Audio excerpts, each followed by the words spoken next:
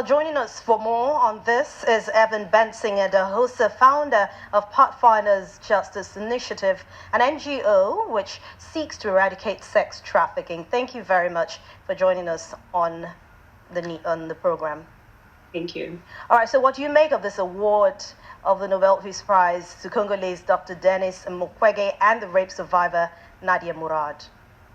I think it's absolutely befitting, right, that these people have put their lives on the line. They put their skills, their financial resources on the line to really promote this issue as anti-rape activists. And so it's absolutely befitting that the world recognize their efforts. But I think, what this also does is shed the light on the fact that so many people are still suffering. It's an indictment on all of us that this is still happening in this day and age. The fact that women's bodies are being used as political pawns and that women are unable to report these cases and be believed. The fact that it's still happening in 2018 it's something that is inconceivable.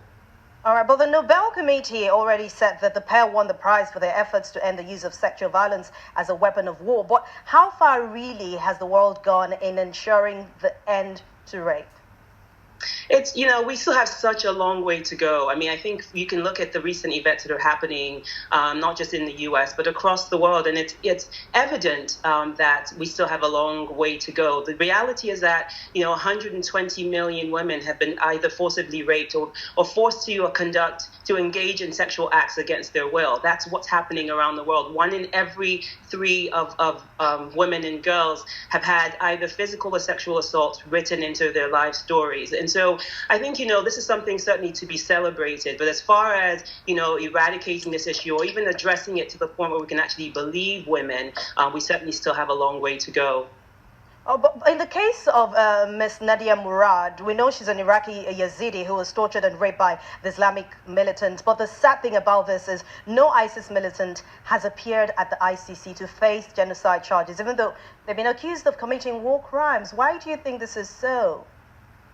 I mean, the reality is that, women's voices have been muted, into silence. There is certainly a culture of impunity that allows men to rape and to assault women without being held responsible. And so I think, the reality is that, less than 40% of women actually seek help. And of that 40%, only, less than 10% of them actually go to police to try to get support because nobody actually believes that the system will work for them. And so, women nowadays, are either faced with the reality of either reporting the case or suffering in silence. And unfortunately, most of them will choose, to suffer in silence just because of the shame and the stigma that we still allow to accompany this horrendous crime.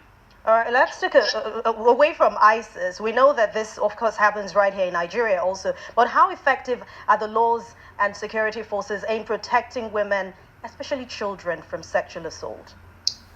Again, I wish I had better news to report, but we know that recently there was an Amnesty International report that was an indictment on the armed forces in Nigeria, indicating that women in our internally displaced camps who have already suffered the worst of what humanity can actually suffer are now subject to additional violence at the hands of our security forces. The reality is that in Nigeria, our rape law needs a complete overhaul. Other than in the FCT, marital rape is still not illegal.